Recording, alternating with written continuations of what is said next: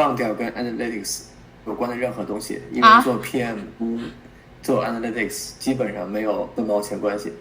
作为 PM 的话，你会觉得很憋屈，大家要调整自己的这个预期，就这个并不是一个你能 make all decision 的一个职位。所以这是为什么现在这种公司肯定很难出现很超前的产品了。第一件事情，quit Google， 对自己有的职业有一些危机感。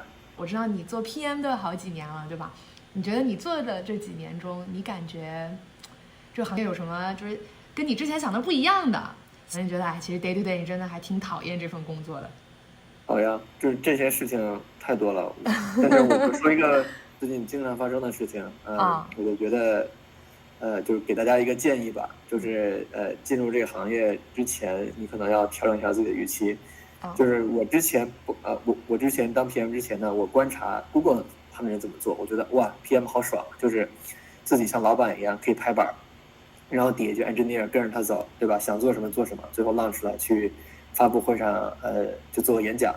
当他发现在真实工作中尤其是这种很大的公司，然后呢又尤其你如果不是上来就是比如 VP of Product，很多时候 PM 自己是做不了决定的。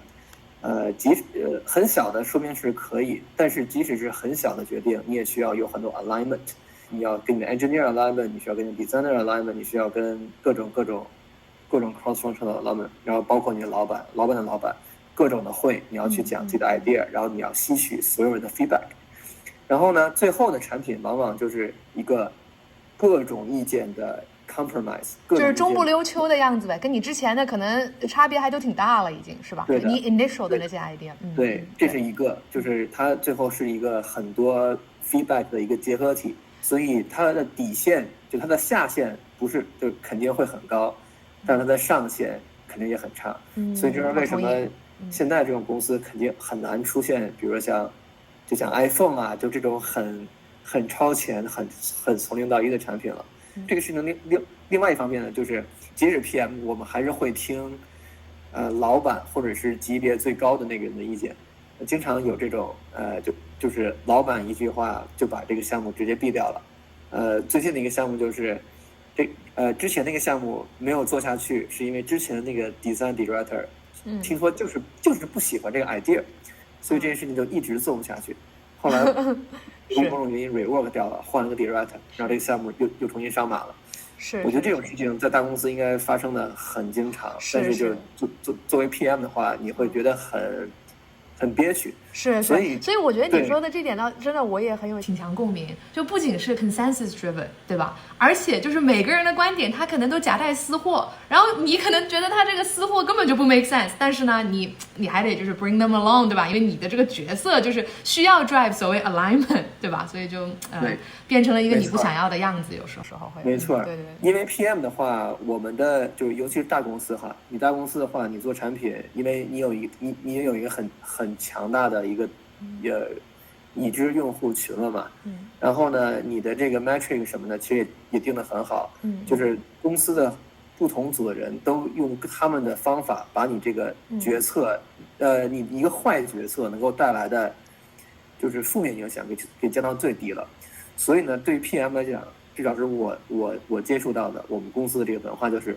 PM 我们需要 ship， 就我们需要赶紧把这个事情做出来，时间成本非常高，所以呢，我们有时候就是 OK， 我们最关键的是要得到这个 alignment，得到 alignment， 什么事所有事情推进都很快，没有 alignment， 什么事情都做不了，所以最后我们就是也没有办法去做自己的判断，我们只要去得到这个 alignment。就可以了，所以这个也是一个原因。其实我觉得补充一下，你刚刚说的就是你没做 PM 的时候，你在一个就是 functional role 里面，你可能觉得哇，我的 PM 啥都会，好像什么决策都是他做的。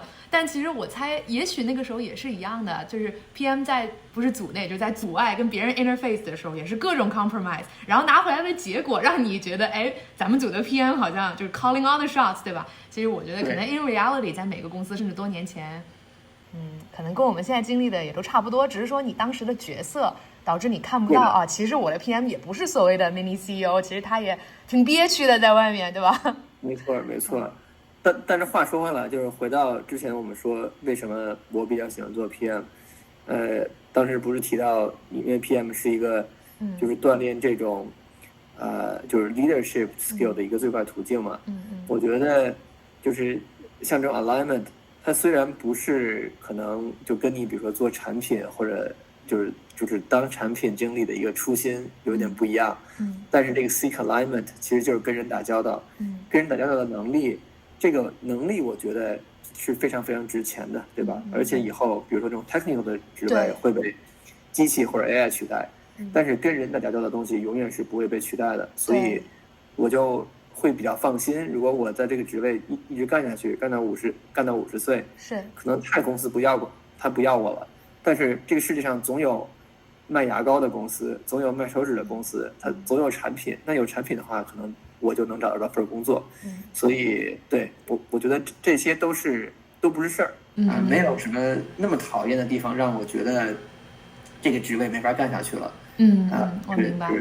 大家要调整自己的这个预期，就这个并不是一个你能就是 make all decision 的一个职位。对，但是我觉得就是你必须从心底或者从某种程度上喜欢 driving alignment， 甚至可以说一定程度上一个 PM 的 senior 程度也在于它可以 drive 多复杂多高级别，对吧？ Can you drive alignment with EMs or can you drive alignment with other VPs， right？ 就基本上就 determine 了你的 level。 所以我觉得你 somewhat 还是要 be good at it at the same time enjoy doing it， 对吧？我是这么觉得的。没错，对，是的。哎，Min，其实你是我朋友中算是就是从 analytics 转成 PM 非常成功的一位，所以我想问问你，如果有朋友问我说，哎，我现在在一个 analytics role， 对吧？我想转 PM， 你觉得有什么你想告诉我的吗？或者有什么大家没怎么聊，但其实真的是转过的人才知道的事情吗？我想想，如果只说一个点的话，我觉得，这个最关键点就是忘掉跟 analytics 有关的任何东西，因为做 PM 做 analytics 基本上没有半毛钱关系。你怎么会这么说？因为好多人我听到的说法就是，哎呀，很多 overlap 呀。它是有 overlap， 但是在公司里一般，公司是不会需要 PM 去真的去做 analytics work 的。对，大公司都是会有人帮你去做，对吧？就有 analytics 人去做。对，小公司的话呢，他们也没有这个人手，而且我觉得他们应该也不会有这么 data driven。然后如果真的是一些比如说跑 SQL 啊这种东西，其实 engineer 也是可以做的。对，所以我是觉得 analytics 它从 analytics 到 PM 对我来讲，其实我觉得 transferable 的东西不是很多。然后反而呢是有一些很重要的事情，我觉得是在 analytics role 或者是任何其他的 functional role 是没有的。我觉得一个最重要的技能就是开会。对，就是怎么能够说出他们想说的，说出他们想说的东西，或者让他们说出你想听到的东西，然后把这个会议把项目推进。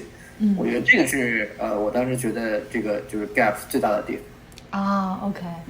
OK， 我同意你说的。我觉得 if anything 一个 PM 他最多就是需要给他的 analyst 出个题，对吧？这个东西是我一定要 figure out 的。但 in terms of 就是我也觉得我可能小公司会不一样，但我觉得大公司很少有一个 PM 是真的会 dig into 或者用他的 analytical skill as an analyst 来为他的产品做任何决策。甚至说如果你非要这么做，我在想我不知道陈有没有试过，我可能觉得也许对你做的产品决策都帮助不大，甚至会不会什么产生倒忙，因为你就是 dig into data and overlook a bunch of other areas, right？ 对。你说这个太对了，就是这样的，人会非常喜欢你。我可以想象，是吧？因为觉得你懂他们嘛，是不是？就有 credibility， 对吧？对，他会非常喜欢你。然后呢，然后关键是，比如说我平时我会自己跑 SQL query， 因为我当时知道，就是我让他们去跑，还不如我自己来得快。我也很尊重他们，因为我知道，怎么能够去更好的利用他们的聪明才智。是，所以我们组的 analytics 都非常尊敬我。因为你可以 answer simple question，right？ 对，就是没有什么可能对我的就是在公司里面的这个声望没有什么用。但是多一个朋友总比少一个朋友好啊。对，所以这是一个好处。对，我就觉得你说对，就好多那些 engineering background 的 PM 可能也会就是得到 engineering manager 的 thumbs up， 因为就觉得你这个人很 make sense， 对吧？那些不相干的那些东西你就不会提出来，他就会觉得对你很有信任。对，我懂，对。那今天就差不多，我们下次再继续聊咯。好呀。好，行。谢谢这次邀请我。当然，好的，行，拜拜咪，拜。